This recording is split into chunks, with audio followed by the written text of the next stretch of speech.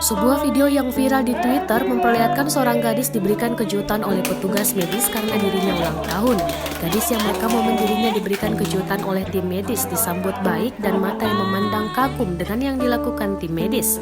Pada Serambi News, perempuan yang memiliki nama akun @hairwax membenarkan bahwa dirinya diberikan hadiah oleh tim medis. Gadis bernama lengkap Nur Fakhira Amani adalah seorang mahasiswi di Universitas Utara Malaysia.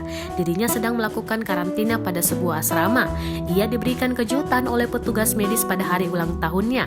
Meskipun sedang melakukan karantina, kepedulian orang terhadap dirinya tidak terputus. Kali ini yang paling dekat dengannya adalah tim medis. Dirinya menyebut tim medis memberikan kenangan baik untuk diingat olehnya.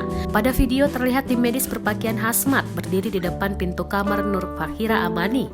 Dengan memberikan sepotong kue ulang tahun disertai menyanyikan lagu ulang tahun, tim medis berusaha menghibur Nur Fakhira Amani. Nur Fakhira berterima kasih kepada tim medis karena perhatian dan kepedulian yang diberikan tanpa pamrih. Dirinya juga menyebut sangat terharu diperhatikan demikian, meski sedang karantina dirinya tidak merasa sendirian.